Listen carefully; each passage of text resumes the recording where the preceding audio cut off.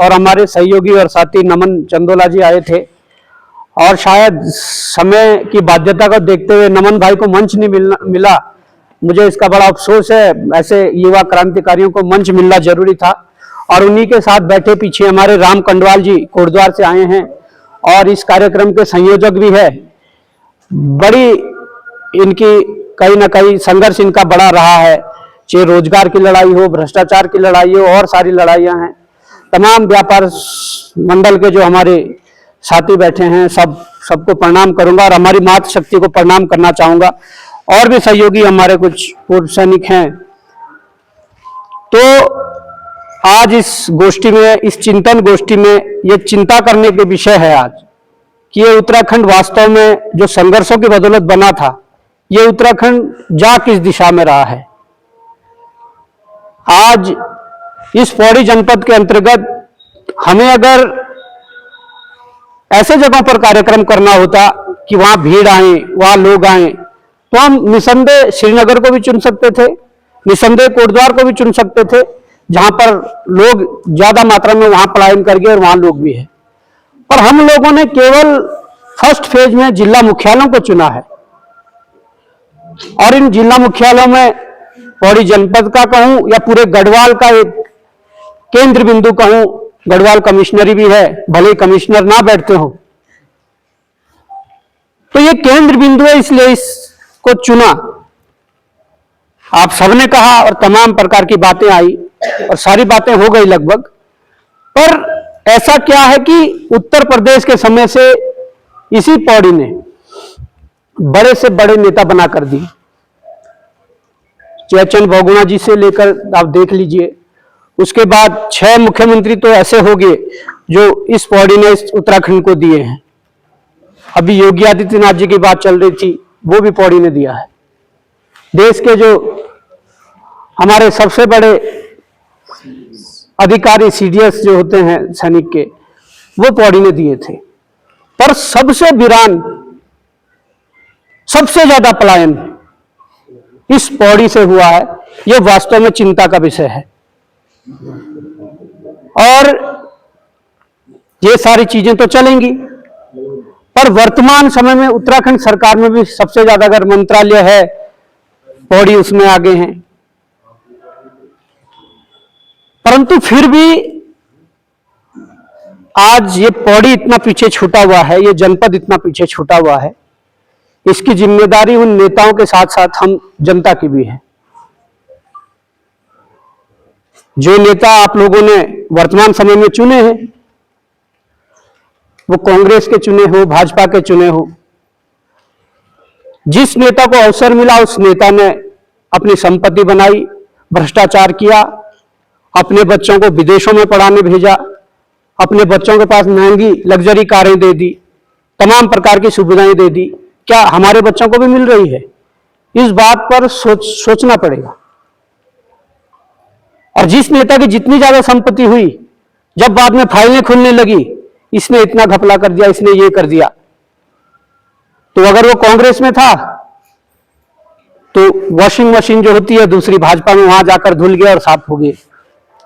और जब सत्ता कांग्रेस के पास थी, अगर कोई ऐसा नेता भाजपा में था जिसने भ्रष्टाचार करके अचूक संपत्ति कमाई, तो वो भाजपा से हटकर कांग्रेस में चला गया, क्योंकि सत्ता कांग्रेस के पास है, बचाएगी वो। ये जो खेल चल रहा है पूरे उत्तराखंड में, ये चिंता का विषय है। और इस पर जब तक हम चिंता नहीं करेंगे, जब तक इसके बारे में नहीं सोचेंगे, तो नेताओं के बच्चों के लिए उनका भविष्य जो वो बना रहे हैं, वो तो पूर्व से बनता आ रहा है, अभी बनेगा और भविष्य में भी बनेगा, पर हमारे बच्चों का ऐसा भविष्य कब बनेगा? आज इसी पौड़ी की बात करूं तो मेडिकल कॉलेज के नाम पर बिल्डिंग खड़ी है, केवल रेफर सेंटर के नाम पर जाना जा रहा है। क्या सुविधाएं मिल रही है?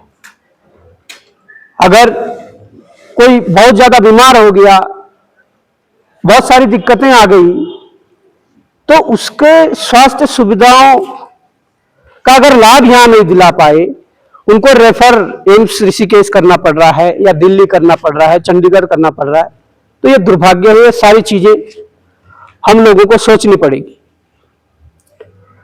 बात कह रहे हैं कि यहां पर तमाम लोगों ने, भारी लोग आए, जमीनें खरीद ली, हो गया सारी चीज।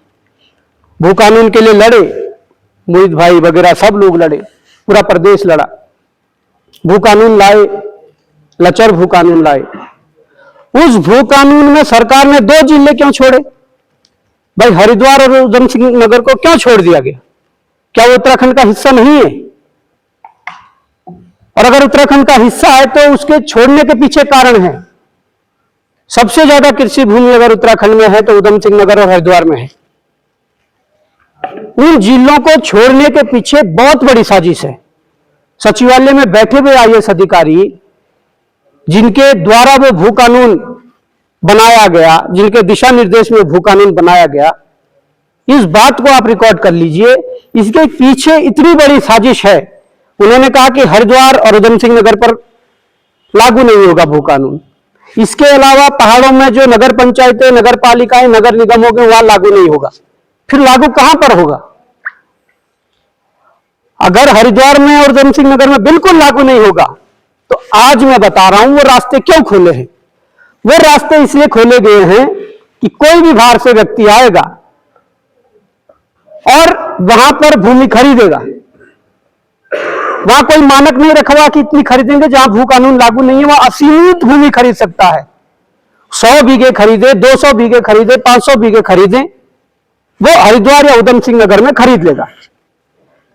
और जब वहां पर वो खरीद लेगा, 1 साल बाद वो उसी भूमि के आधार पर अपना स्थायी प्रमाण पत्र बना लेगा। और जब स्थायी प्रमाण पत्र बना लेगा तो उसको क्या, वो पौड़ी भी खरीद सकता है, उत्तरकाशी भी खरीद सकता है, पिथौरागढ़ भी खरीद सकता है, चमोली भी खरीद सकता है। ये दरवाजा, ये रास्ता क्यों खोला गया? इसके पीछे किसका दिमाग था?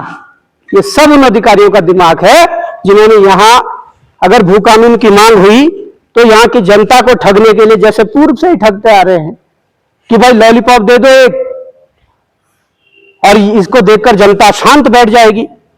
इसीलिए कह रहा हूं शांत नहीं बैठना है। भू कानून के नाम पर ये एक कानून लाए हैं, वो कानून फर्जी है। इसलिए उधम सिंह नगर और हरिद्वार के दरवाजे खोल दिए हैं कि बाहर से कोई भी व्यक्ति आकर पहले वहां भूमि खरीदेगा और उसके बाद 1 साल बाद बोलेगा कि मैं तो उत्तराखंडी हूं, मैं यहां से पूर्व में रह रहा हूं। उसके बाद वो पहाड़ों की तरफ चढ़ेगा। इस बात को गंभीरता से सोचने की जरूरत है। और जिस प्रकार के घटनाक्रम वर्तमान समय में हुए, प्रेमचंद अग्रवाल ने गाली दी। अगर इस विधानसभा के अंदर हमारे बीच से कोई विधायक जाता, भले ही अभी बद्रीनाथ से चुनकर एक नए नवेले विधायक गए, उन्होंने अपनी आवाज को बुलंद किया और उनका विरोध करना चाहा, पर क्या निकला? सामने कुर्सी पर बैठी हमारे इसी पौड़ी जनपद से रितु खंडूड़ी जी धमक उठी और इंग्लिश में बोल पड़ी कि आप तो बैठिए, आपने तो ऐसा कर दिया, वो कर दिया। ये क्या तरीका हुआ? जब प्रेमचंद अग्रवाल गाली दे रहा था तब आपके मुंह से जुबान नहीं निकली। तो ये चल रहा है। फिर उसके बाद महेंद्र भट्ट जी कह रहे हैं कि ये हो गया, सो हो गया। जब महेंद्र भट्ट का विरोध हुआ, हमारे कुछ साथियों ने, यही राम कंडवाल जी हैं, सुरेश जी हैं पौड़ी खाल से, उन लोगों ने जब महेंद्र भट्ट का पुतला बनाया उसे बम से उड़ा दिया गया, एक विरोध स्वरूप। तो भाजपा के लोग, बहन अंकिता भंडारी के साथ अन्याय हो जाता है, चुप रहते हैं। पेपर लीक हो जाते हैं, आपके बच्चों का भविष्य बेचने लग जाते हैं, उस समय भी चुप रहते हैं। ऋषिकेश की सड़कों पर हमारे पहाड़ के लोगों को पीटा जाता है, फिर भी चुप रहते हैं।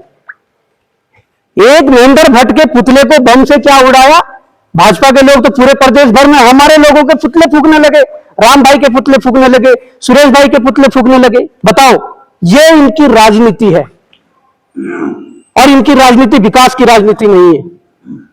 इनकी राजनीति उत्तराखंड को बचाने की राजनीति नहीं है। इनकी राजनीति हमारे स्वाभिमान को बचाने की राजनीति नहीं है। इसलिए आज शायद एक जरूरत पड़ी कि अपने स्वाभिमान की लड़ाई को लड़ना है। ये इनके हाल है। जो जितनी बड़ी लूटमार कर लेगा, जो जितना बड़ा भ्रष्टाचार कर लेगा, अगर कुछ रास्ता नहीं बचा तो एक रास्ता बचता कि भाजपा में शामिल हो जाओ। और ये वही हो रहा है। आप लोगों ने यहां कई जनप्रतिनिधि जिताए, भले अलग अलग सिंबलों पर जिताए होंगे, कुछ को निर्दलीय जिताया, कुछ को कांग्रेस से जिताया, कुछ को अन्य उससे जिताया, पर जब बड़े भ्रष्टाचार के आरोप लगे, जब जेल जाने की बारी आई, तब सब उस वॉशिंग मशीन में घुस गए जहां से उन्हें लगता कि ये बचाव कर लेगा।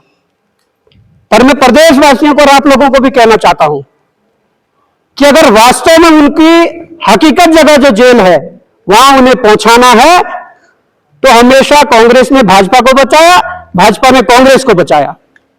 आप इस उत्तराखंड स्वाभिमान मोर्चा को मजबूत करिए, उनकी जहां उचित जगह है उनको वहां भेजा जाएगा। हमने पहले दिन से ही अपने स्टेटमेंट पे ये बात कही है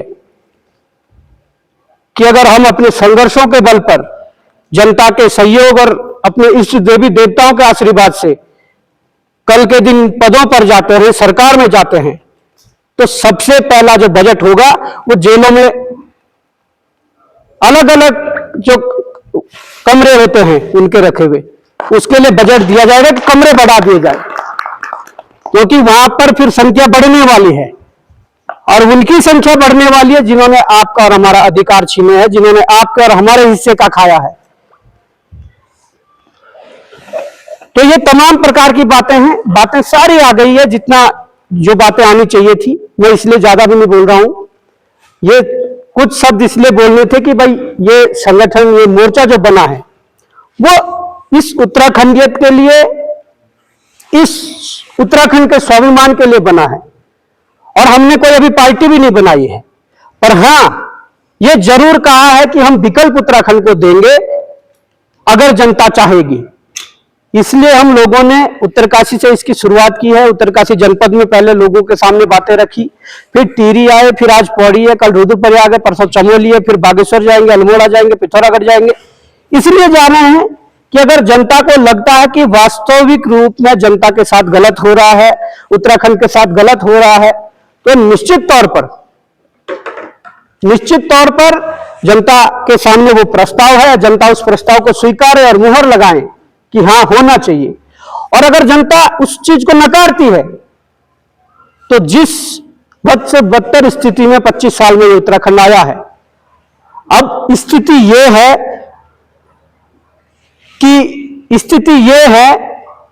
कि अब ये उस उत्तराखंड के लिए अगर अब भी नहीं हम संभले, अब भी अपने स्वाभिमान के लिए नहीं जागे, तो निश्चित तौर पर जो हाल कश्मीर में कश्मीरी पंडितों का हुआ था ना, क्योंकि वो नारा निकला है एक, वो नारा कश्मीर घाटी में लगता था।